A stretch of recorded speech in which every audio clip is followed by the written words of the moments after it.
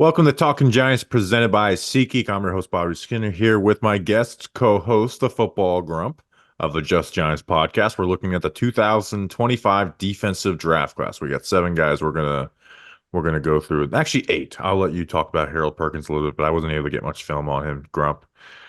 Glad to have you on, man. Always glad to be here. Glad to be back. Two Yeah, times so in 1 week is the best. we gotta push you. Sometimes we push your show at the end of the episodes, just so link in the description. Go subscribe to his channel, his podcast. It's my tagline for it is your favorite Giants podcast, favorite Giants podcast. Justin's not here today. He shared it on Twitter. I don't not going to do some long thing, but Justin's grandmother passed away. He kind of knew it was going to happen for a couple weeks, so. But he's obviously needs to go take care of that stuff. And hey, you know what? Take time away. So go send some nice messages to Justin, although most of you probably already have. But so we're getting this defensive draft class, Grump. I want to ask you before we get it. So we're looking at Will Johnson, Travis Hunter, the 2 corners, Mason Graham, and Deone Walker, D lineman out of Michigan and Kentucky, a couple edge guys, and James Pearce from Tennessee, and Nick Scourton, who's going to Texas A&M after being at Purdue, and then a safety, Malaki Starks, and then a linebacker, Harold Perkins. What position out of these guys intrigued you the most, or not even intrigued? Like this is this. If we're picking from one of this position out of the guys we looked at, this is the one I want. In terms of the position group or in terms of the guy that we picked Well, from the yeah, you position? know what? Instead of doing it by who's like, if you had the first pick, you had to pick defense. Who would be the pick for you out of these? I got to go Will Johnson out of Michigan. I think Let's he's the most go. well-rounded. Yeah. I agree. Will Johnson, and we'll start off with him.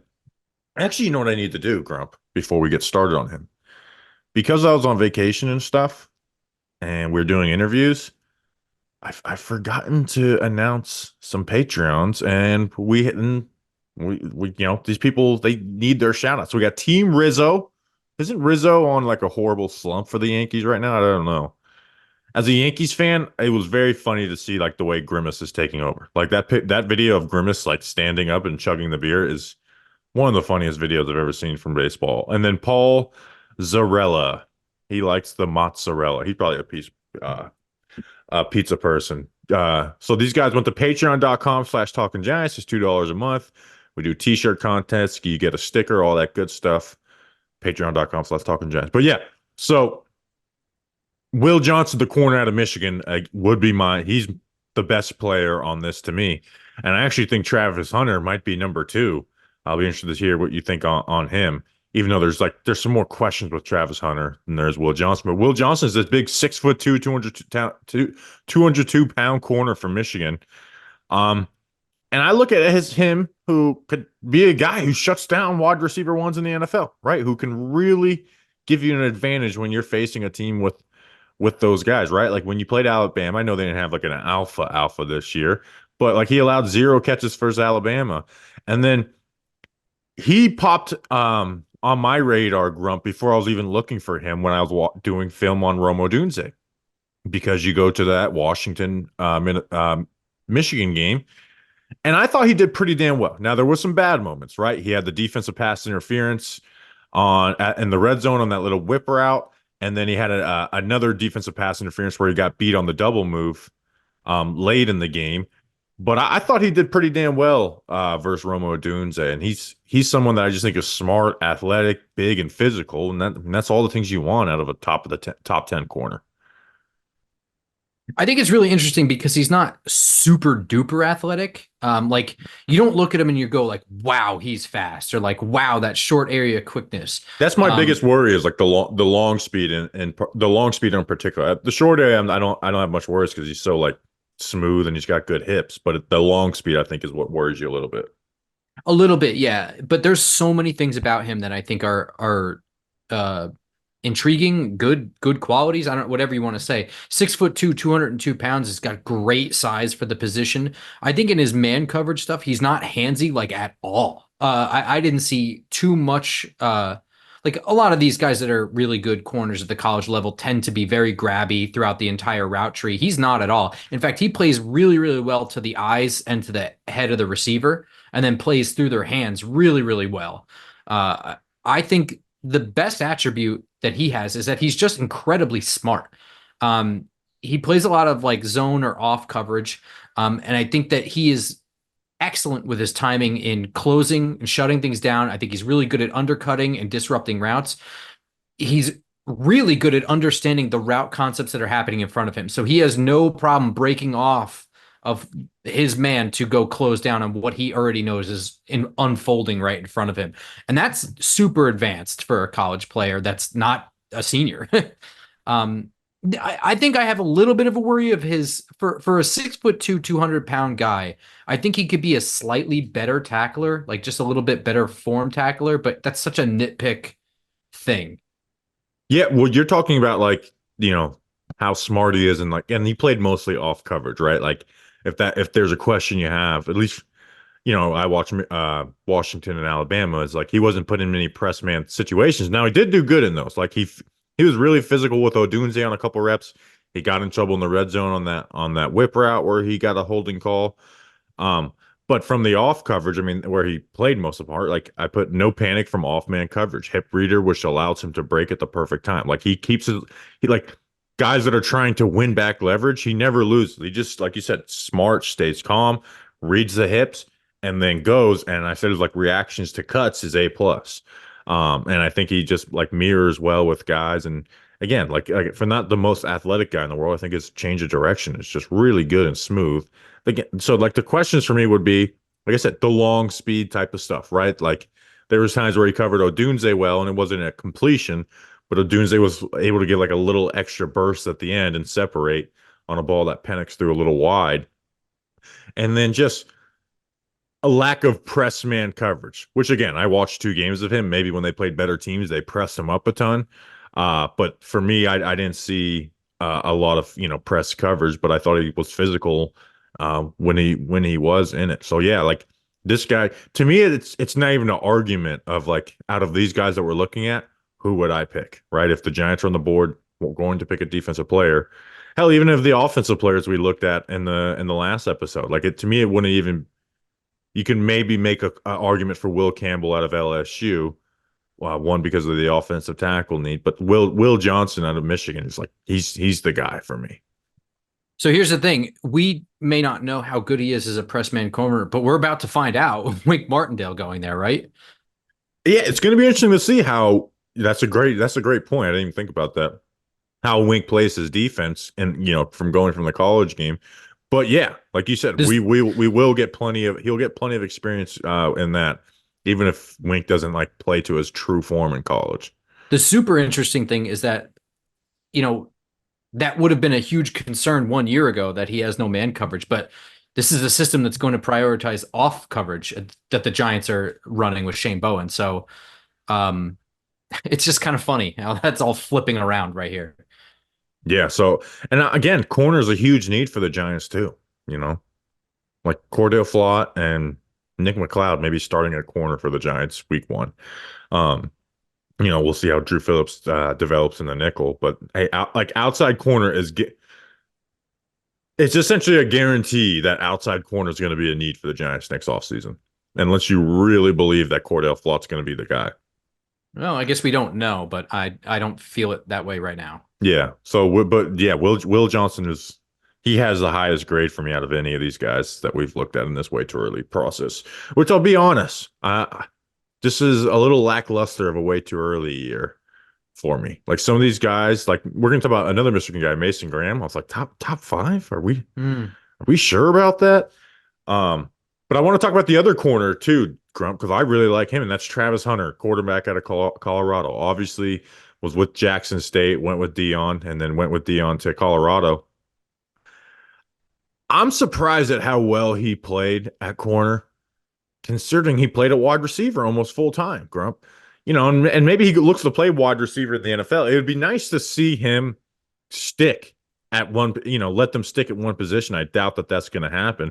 But he is just someone that is just comfortable. He is a great athlete, and he's just so comfortable playing the position. There's some negatives, right? And I'd like to see. I didn't get. So I was looking at his advanced stats. He gave up 8 catches versus Arizona, and I didn't have the all 22 and didn't have time to go through the whole broadcast version of it. I did see Tetra McMillan, who we talked about in the last episode, moss him on a fade. Um, but I thought some of it happened from his eyes getting stuck in the backfield. But like, go watch his highlights, right? And I don't, we're not judging this off highlights, but I want the listeners to go look. The UCLA game, which I did have all 22 of that.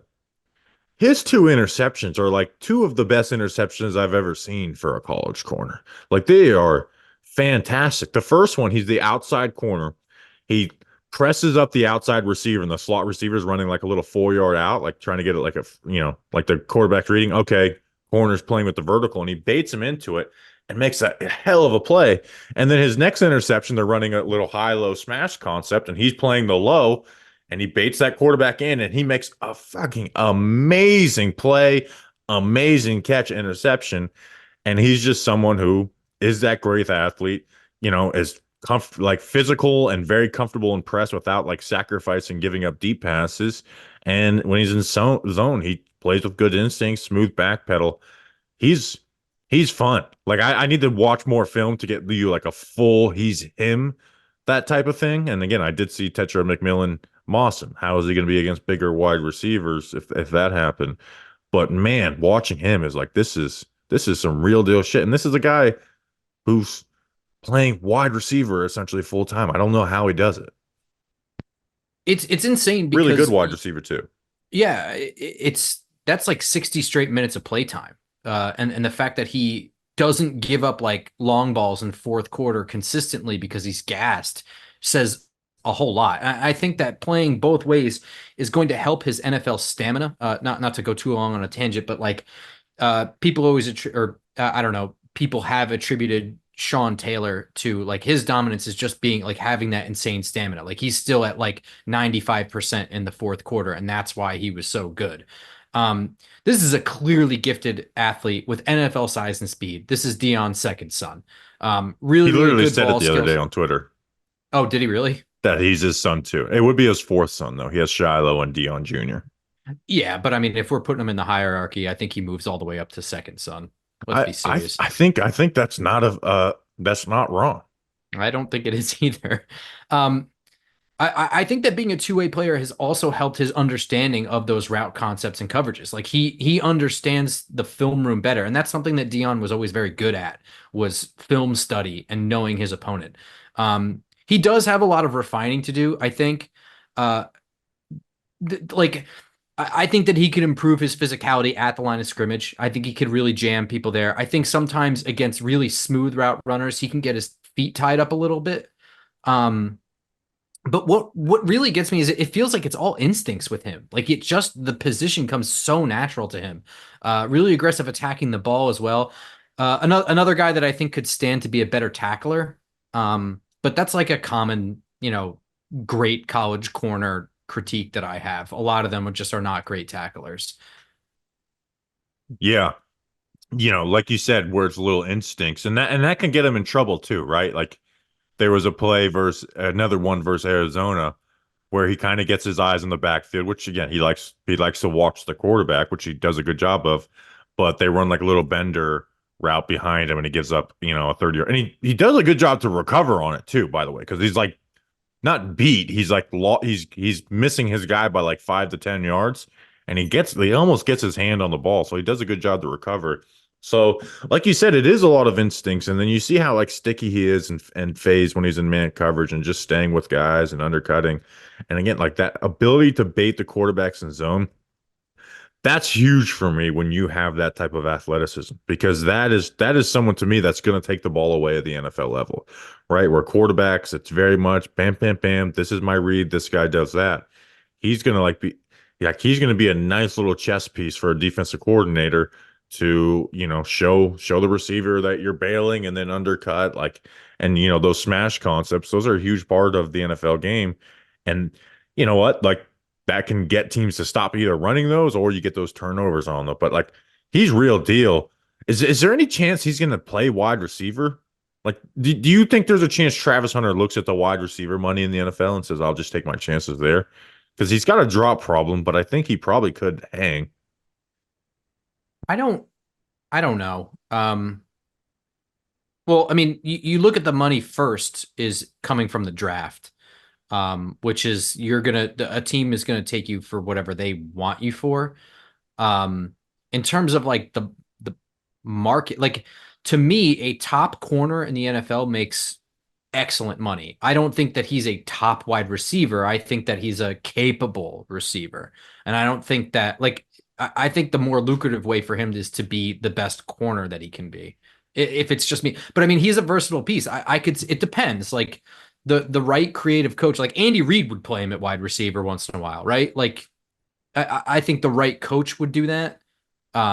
It's got to match, but I couldn't picture somebody like Ron Rivera playing him two ways or anything like that. Yeah. Yeah, that I would be tempted to play like obviously not the way Colorado does where he's getting all, but like Deone did do that a little bit and like it's very funny to go watch. It's like, man, Deone like had some wide receiver reps where he just won and got touchdowns. And like he has that ability. Like he's their best player on offense by far, to me. Well, I would say Shador might be Yeah, I mean, yeah, I get, yeah, in college when at you least. factor in the drops. Yeah, I would say it's Yeah, Shador. yeah, but it's like, oh, he gets open on the slants, he gets open down the field. Like like he's fun to watch. I'm really rooting for Travis Hunter to work out because I mean, he looks like a top five talent. Is there anything about his game that says he can't be, picked fifth overall? No, it would be nothing that he does. I would say it would just be a matter of like some other player just being otherworldly and more grounded with more years behind him, or just, a run on quarterbacks. Yeah. So I really like Travis Hunter. Where do you want to go next? Do you want to stay in the defensive backfield and go towards I, Malachi Starks, um, or do you want to switch to the defensive line? hmm. Let's save Malachi Starks. All right, well, let's Who go to do the you defensive line. I like Deone Walker from Kentucky. Deone Walker out of Kentucky? I don't know how you.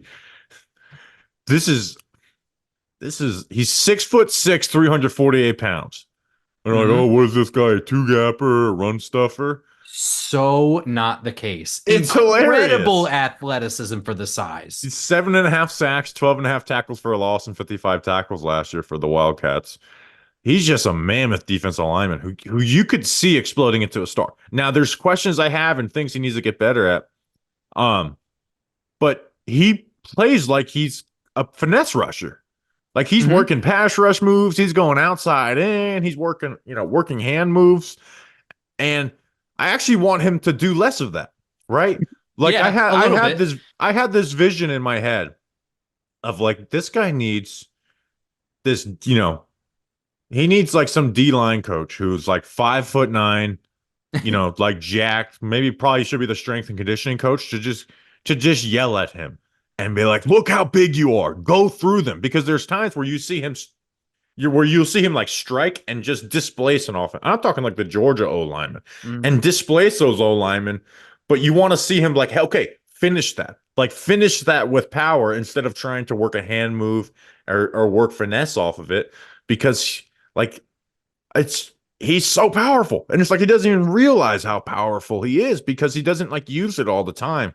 And there's times his pad level is really high, right? Which will lead to him Hmm. getting moved on some double teams and just some pass rush stuff stalling out.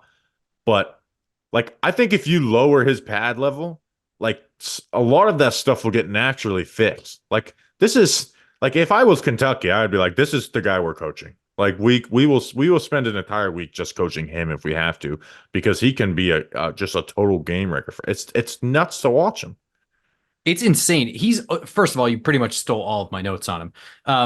But he is already dominant. So like he's so fast off of the ball. But like here's exactly my notes. Are you ready? He has the athleticism to play all along the interior, and I believe that. Given at 6'6", 348, I think he can play all along the interior. He has excellent explosion off of the ball. His pad level is too high too often. He's double teamed a lot because of his size, and he doesn't always play to his physical dominance. Like he he is already like destroying people, but like you want to see him just you'd like to see better pad level and play with better leverage. If you do that, it's like the physical dominance is already there. It just works now. You'll just be lifting guys off of the ground.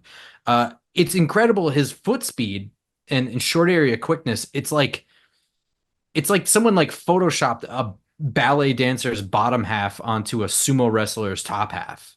It's just really weird. So there was like I think it was against Alabama, maybe. He like split the gap and then kind of got tripped up. He literally got tripped or held to the point where he fell, somersaulted, and kept going. And then I don't remember if he got a sack or just a quarterback hit, but it was just like, I don't know. It doesn't make any sense, his athleticism for his size. So if he can play to his physical dominance, he is a really rare talent. I don't even know of a player that I can compare him to in the NFL. I'm so excited to see him hopefully grow, right? Hopefully he doesn't stop at what he is right now, which again will still be a really good player in the NFL. But he has the ability to be like a top three defensive tackle. There's no reason why he shouldn't be. But like you said, the negatives are one, play with more strength, right? You just play to who you are and let the other stuff work off of it. Like and get it, bull rush the shit out of a guy, and then when you could see he's leaning, that's when you break out some of the finesse stuff and make him look silly. Um, and sometimes when you're working those finesse moves at that size, he'll end up on the ground a little bit. And again, like for someone, here's my biggest negative though: you can't be getting moved on double teams. And at 6'6", 348 pounds, you cannot be getting moved off double teams, and that happens way too often. And it's because of the pad level. And pad level is one of those things where you're like, "Whoa, just lower your pad level." But it's harder. It's easier People said don't than that done.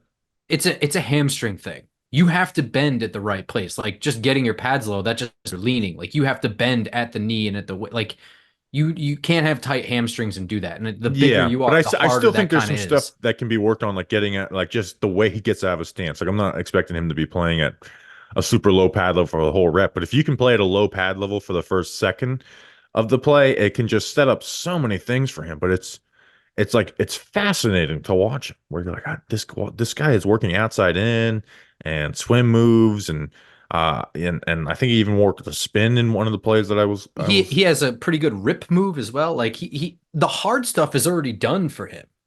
Yeah, like I want people that are listening right now, because sometimes draft stuff is not always the greatest for a podcast. I want you to like listen to the way we're talking about this guy and just Google images of Deone Walker. And Yeah, it it's doesn't make any sense. It really doesn't. yeah. So like I view him as a first rounder already. Like I put him as Yeah. a low first round grade. Oh, absolutely. That's where I Yeah. have him too. So Uh, Deone Walker. The other guy, defensive tackle we're gonna talk about, he's got a top five, like he's projected to go in the top five right now. And obviously these way too early stuff is just that. Like these will change. D lineman out of Michigan, Mason Graham, 6'3", 318 pounds, had 3 sacks and 7.5 tackles for a loss for the national champs. He's like this strong wrestling type defensive tackle, Grump.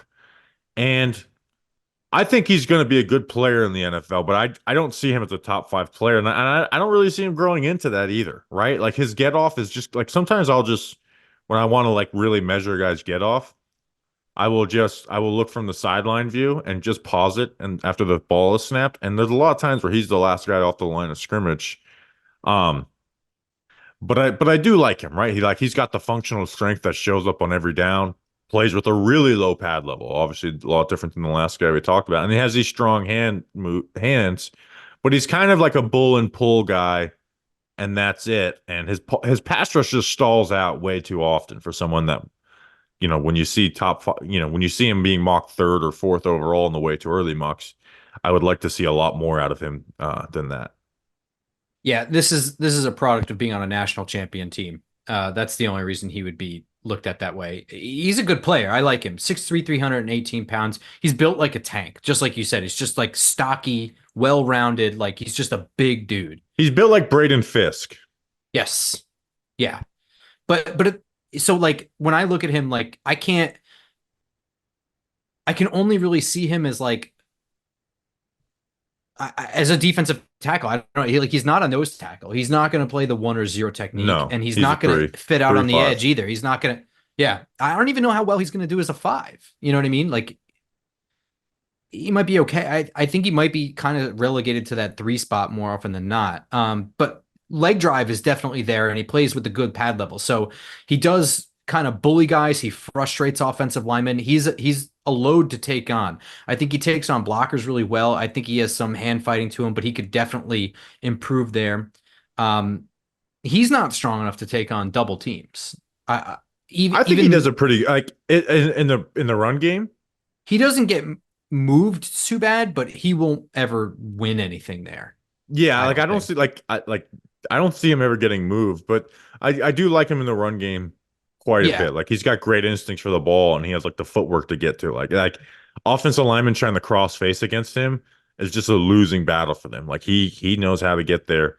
Um uh but you watch him versus Bama a little bit, and that's where you see as strong as he is, like some of those strong Alabama offensive line were able to displace him a good bit.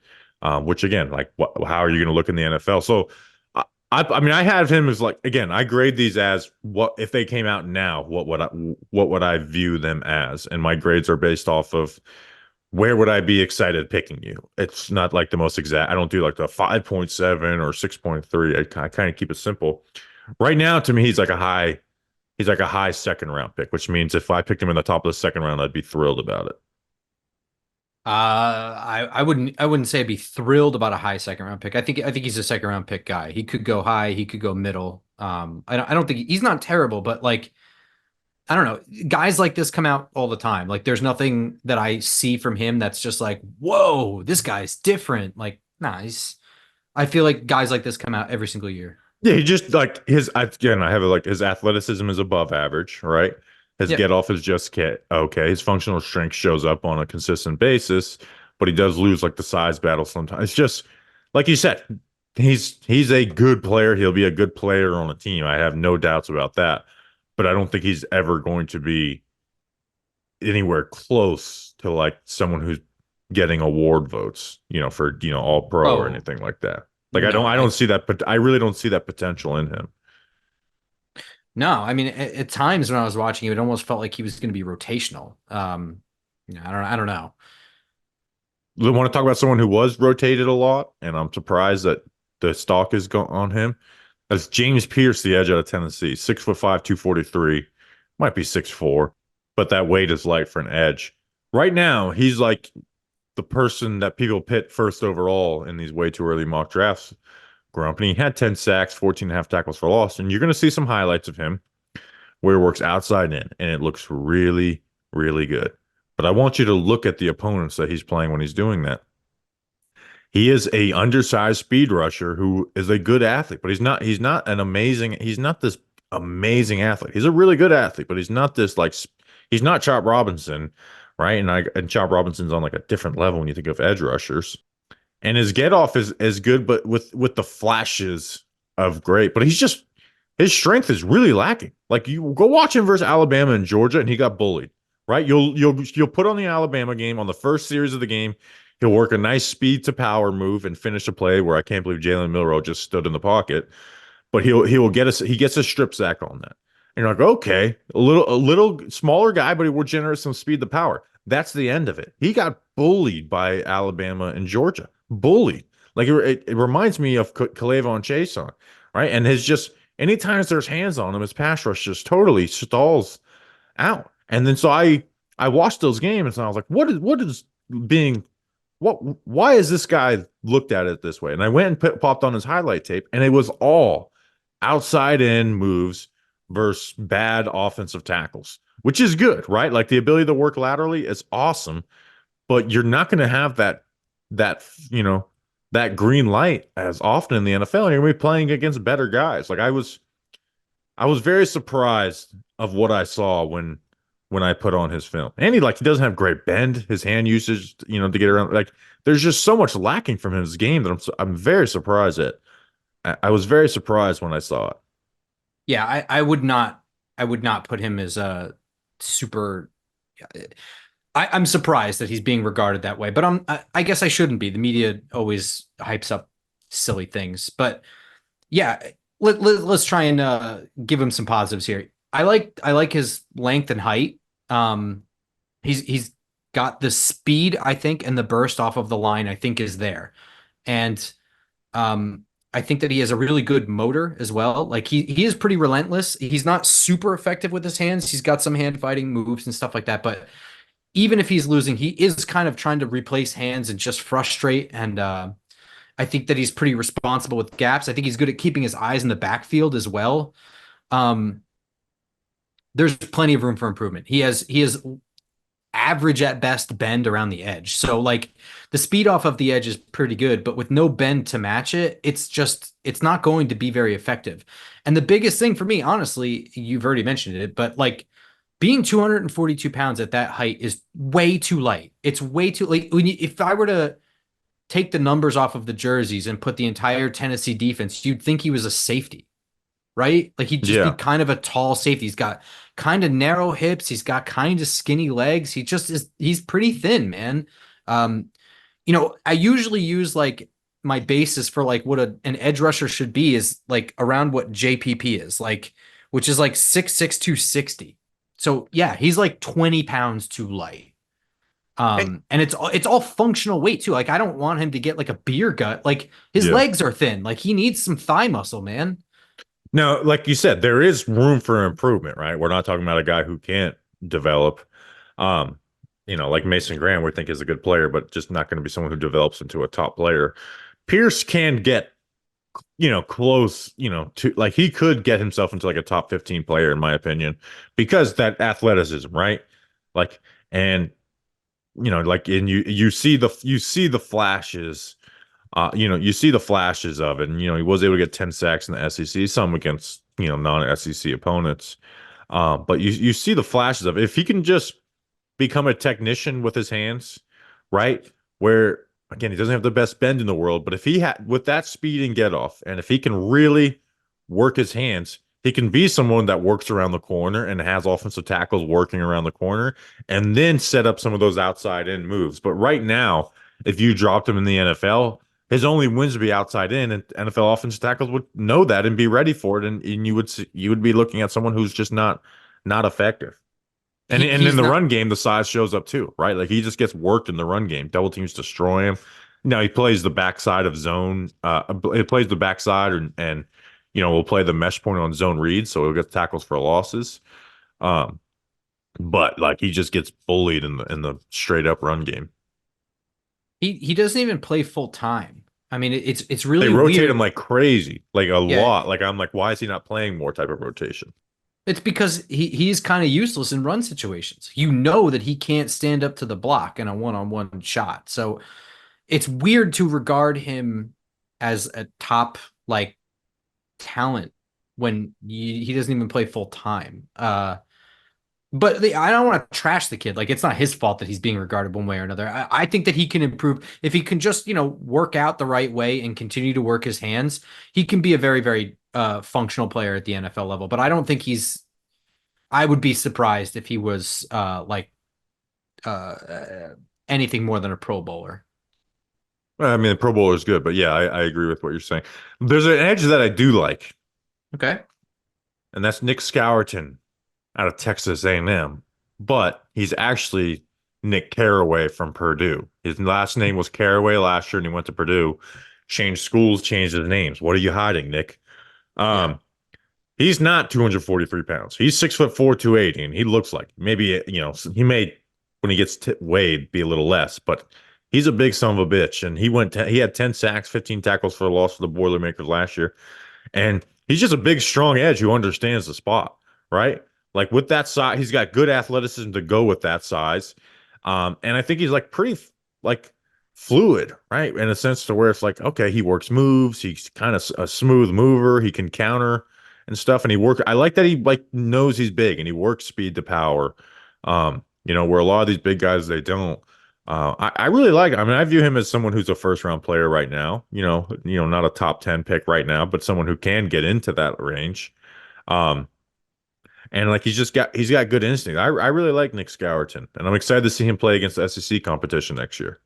Yeah, I think that's the thing that's I mean not that Purdue's competition in the Big Ten is like a bunch of It, slouches, but I watched him versus Michigan, and he did really well in that game.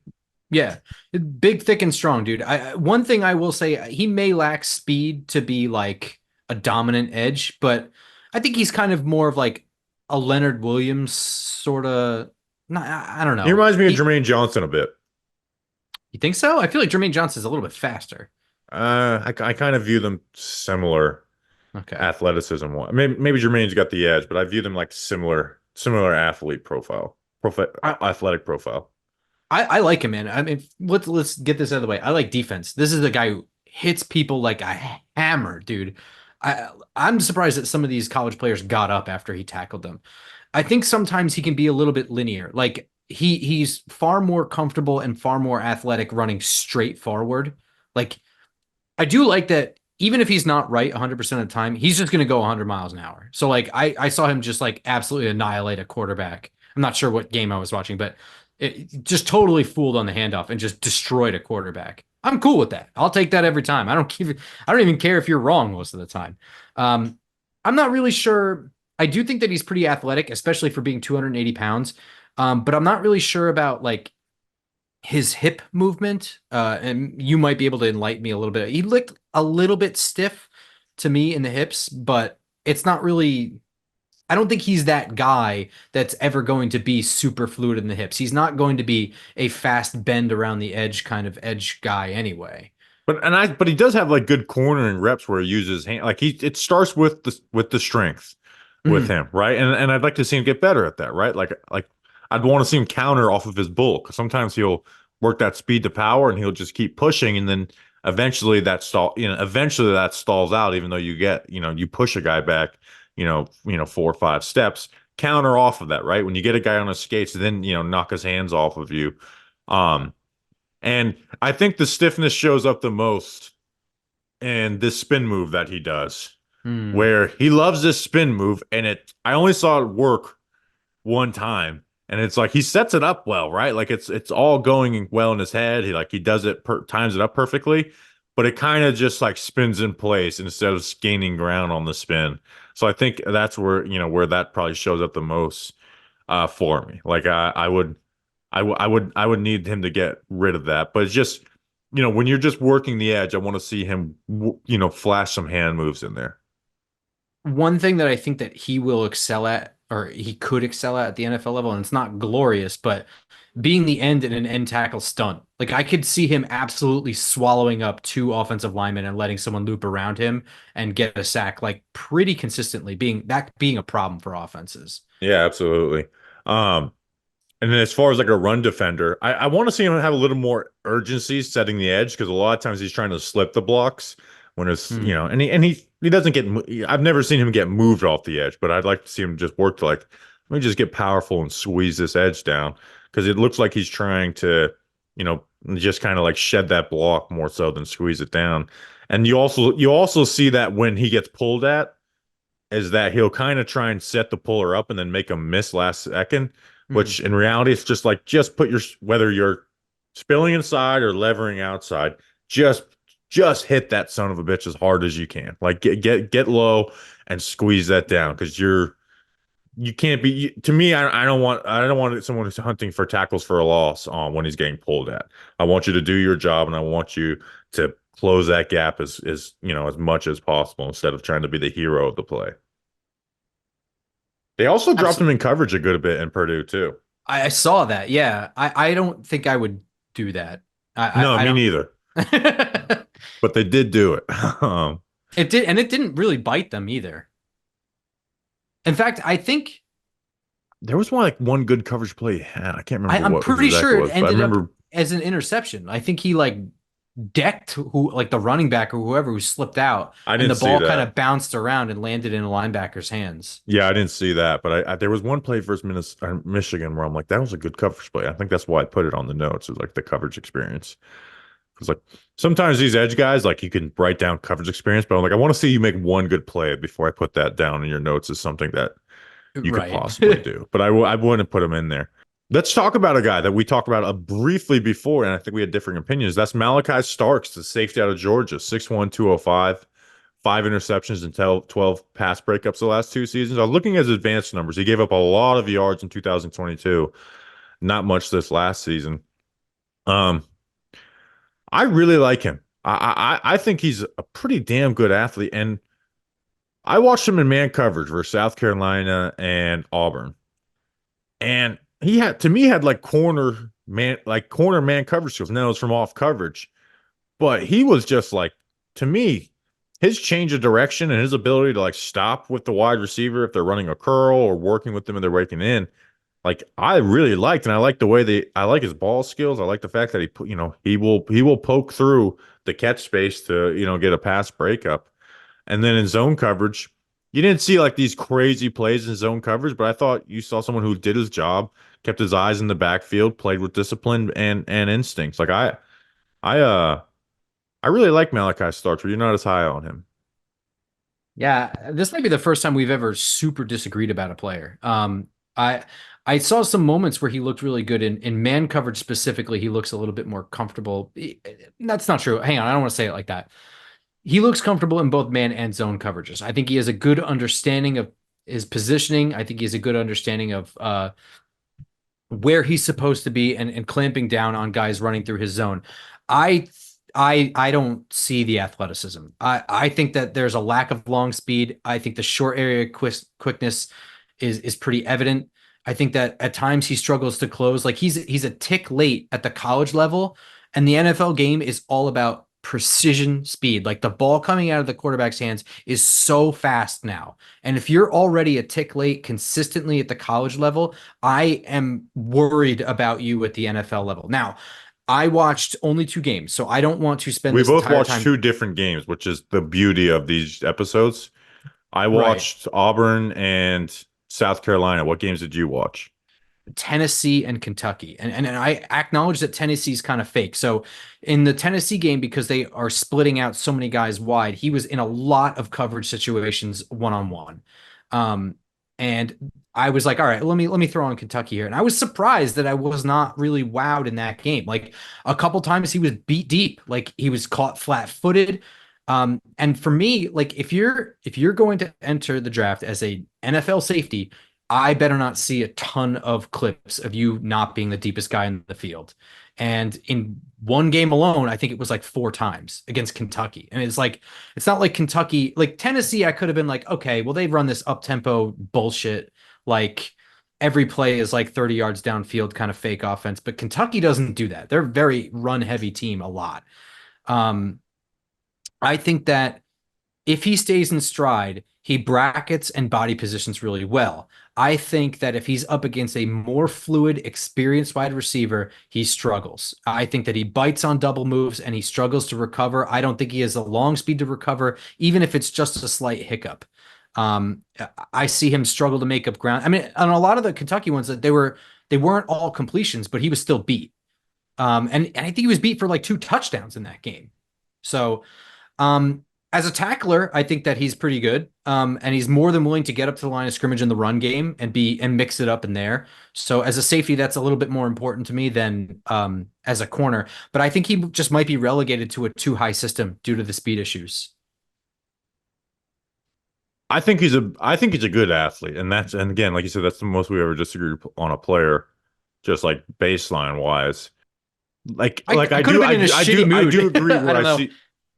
We'll say sorry. Go ahead.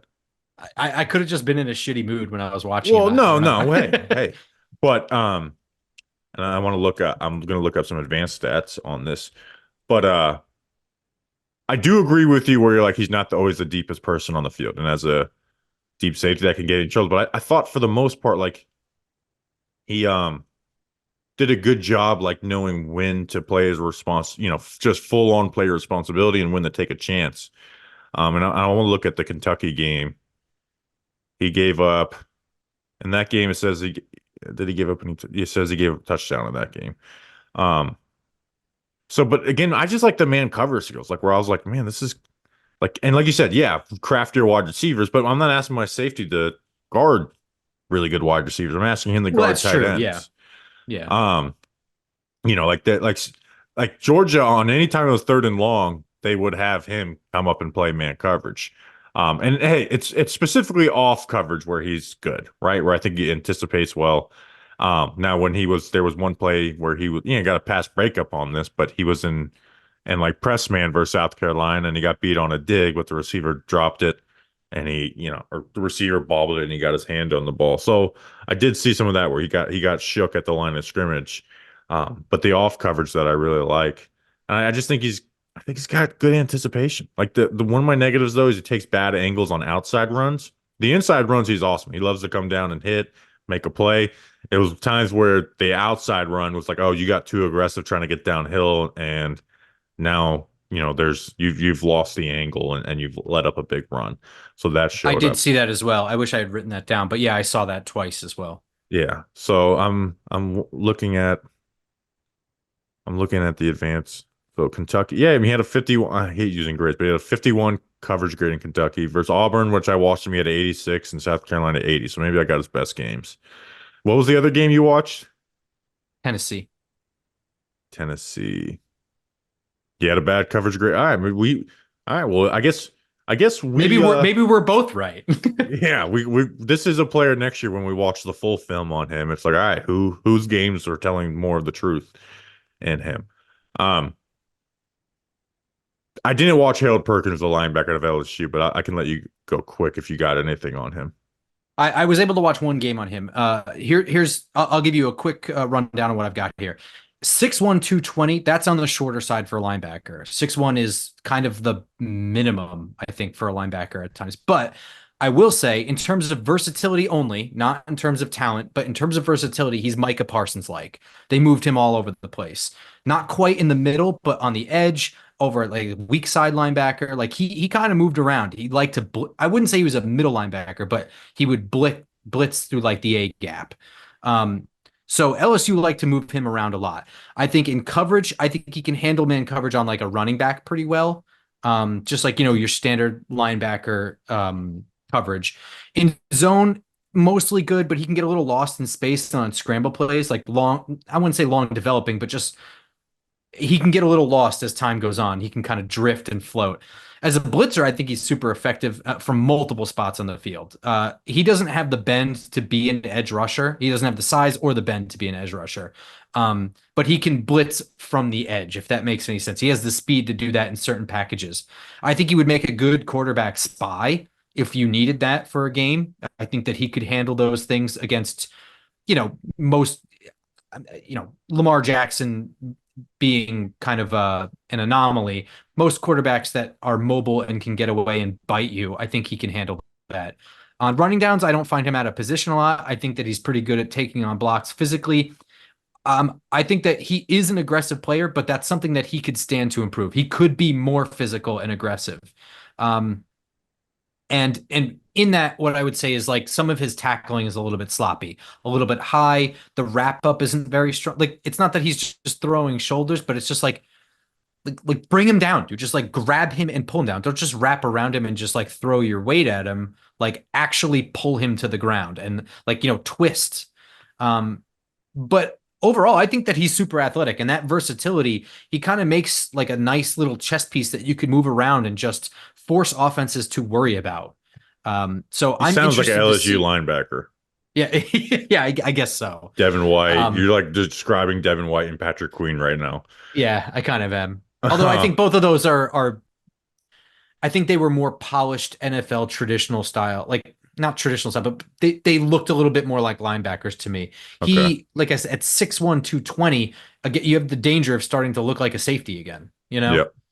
I want to go through where their consensus is right now. We'll do like a little agree, disagree. But first, this episode is brought to you by some special people. Dan Patrick. By the way, here's a Dan Patrick talking point. Are you in on the Bronny James to the Lakers thing that happened right before we recorded? I am, but the ESPN coverage was they were it was so funny. Woj is like, I better not hear nothing about nepotism. There's all kinds of nepotism with owners and front office. It's like, okay, dude, but it is nepotism. Just because there's other nepotism in the world doesn't mean this isn't nepotism. But I am like, as someone who's seen LeBron's entire career and like remember him having kids and like the pictures and videos, I think it's pretty cool that they end up on the same team. I think that the NBA draft having a whole extra day for round two is stupid and useless. Yeah, I do too. I really liked. I missed it being the same night. I think they were. I actually don't think it's a bad idea if they did it at night, and I think they probably planned to have it at night, and then the debate was put at night That's this true. night. I did forget about that. So I think they might Um, have changed it because of that. I think, and they might have just done it this year because of Bronny, because like people I are going to I tune in to see where Bronny is drafted. the prevailing theories I heard was Bronny, and then I'm not a basketball person, so I'm going to say this wrong. Jokic, right? He was drafted like 50th during a Taco Bell commercial, but he's like a three-time Oh yeah, MVP. yeah, yeah. Oh no, I watched the second round every single year. But yeah, it was like a Crunchwrap Supreme commercial where Yeah, which Jokic was drafted. I but I remember mean, Kyle like, Korver getting drafted by the Nets, and I'm like, oh my God, we need a shooter. This is a perfect fit. And then we literally traded him away for money, like a laundry, I think they use it on like laundry machines. Like they traded him to the Sixers for money. And I was like, you gotta be kidding me. This guy's a perfect fit for Jason Kidd and RJ and Kittles and Kenyon Martin. We trade him to the Sixers for fucking laundry money. Um, Drove me nuts. And then I ended up being right. But anyways, this episode is brought to you by our partnership with Dan Patrick. John Boy Media and iHeart Podcast have teamed up. What do I mean? I mean, two of your favorite John Boy Media shows can now be found over the Dan Patrick Show, in addition to where you already watch or listen. I know Grump, he says his favorite two John Boy Media shows are Wake and Jake and Jimmy's Three Things. They have joined the iHeart Podcast and Dan Patrick Show family. And the best part, they'll still continue to be the same shows that Grump knows and loves. If you couldn't tell, Grump is really excited about this one, and we couldn't do cool stuff like this if it wasn't for your support. So thank you. I was a little offended when you told me those are your two favorite shows over talking Giants and football today, but it is what it is. I can't blame you for being honest, Grump. well, I mean, here's the thing. I've subbed in on this show so many times now that it feels kind of like nepotism just picking the show that I'm on a lot, right? Fair, fair. You're the anti-LeBron James. You're the Michael That would be Jordan like of podcast listening to. if somebody asked Ringo Starr what his favorite band was and he said the Beatles, everyone would think he's an asshole, right? Eh, I think people would understand that, but you're not Ringo either. So, set your Thank sights high. God. All right. So I want to go through the NFL mock draft database.com and I want to go quick, agree or disagree. So this is where they are overall. And we'll do the offensive players we talked about. Number one, James Pearce Jr., edge out of Tennessee. Disagree. Disagree. He was the number one? Yeah, which is crazy. Super disagree. Number two, I agree with this one. Michigan cornerback Will Johnson. Yes. Number three is Carson Beck. Now, this isn't big board. This is mock draft. I can actually see that one there. Here's something I learned. So and watching Pearce, and then who was the other SEC guy we talked about? Oh, and then Deone Walker. I watched Hmm. a little bit of them versus Beck, and I saw some nasty Beck plays that I didn't see in the games I watched before. So I was like, okay, maybe this makes a little more sense. Beck at 3, I could see that, but right now I disagree. Travis Hunter at 4, I agree with that one. Just talking Yeah, about I could see range. that. Mason Graham at Yeah. 5, I disagree. Nope. Tetra McMillan at 7, I could see it getting there. Right now, I disagree. I don't agree with that at all. Shedeur Sanders at 9, disagree strongly. I could see it happening, but I wouldn't grade him there. No. Will Campbell at 11, I agree with that. I think he might even go higher. Yeah, Kelvin Banks at 12. I don't agree with that yet, but I could get there. Yeah. Nick, Same. Nick Scourton 13 makes sense. Deone Walker 15. Malaki starts at 16. Grump hates him, thinks he belongs at 1600. Yep. Hmm. Colston Loveland at 17. I think that's a good spot for him. Emeka Egbuka, we talked about him on the way too early last year, and he was that's my guy if we're picking in the 20s. He didn't have as strong as a year, but it's going to bounce back. And then who else did Yeah. we hit? I think a lot of Igbuka depends on his own growth. So we'll see. I wasn't Yeah. a huge Igbuka fan. JT Tuamalau from Ohio State. We talked about him last year, and we were rightfully like, I don't see what's the hype is all about, but he's a good No. player. Yeah. I think I guess let's look at the quarterbacks, other ones we talked about. Yeah, it would just be Connor Weigman and Donovan Smith. Connor Weigman 78 makes sense, and then Donovan Smith is 169. Wow, That sounds right. I For thought right now. that does sound right, but I thought he'd have like the the boost of being I think he a has quarterback. fans. He could rise. But Like I saw I, a I way agree too with early that right mock now. draft right after the draft that had him going first. And then I watched him and I was like, you guys are Yeah. really Well, just in on the quarterbacks, huh? yeah. That's sometimes people just like to be different. Yeah. I think people just like picking quarterbacks in their mocks and they know that's what sells. Sex Yeah. sells. Quarterbacks sell. But hey, again, go check out the links in the description. Thank you, Grump, for joining us. Thank you for having me. You'll get to some of the training camp practices, right? That schedule came out. Absolutely. I sent a text out to Cranky last night, and the first thing that popped off to us was the Lions practices. So Yeah, you're gonna have to be quick because everyone's gonna want to get to those Lions practices. yeah, Um, but I'll let also, you know. Yeah. yeah. Also, our 4th of July mailbag is coming up with me, Justin, Danny, and Snacks. One of the most fun episodes of the year where you can ask us hypotheticals, like stuff about our life. It's anything but Giants football. That tweet is up on the Talking Giants Twitter, so go ask the questions. Last year's was good. Last year, me and Justin like got heated at each other when they asked the "What don't you like about each other?" question. Which I don't think we're gonna do that this year, but that was great. And we did I think we got to repeat or at least revisit the which New York team is closest to a championship. Oh Um, yeah. so That's we'll my favorite episode that you guys do every year. it's That's my the favorite best episode episode. to it's no the draft day episode is my favorite episode to do every year.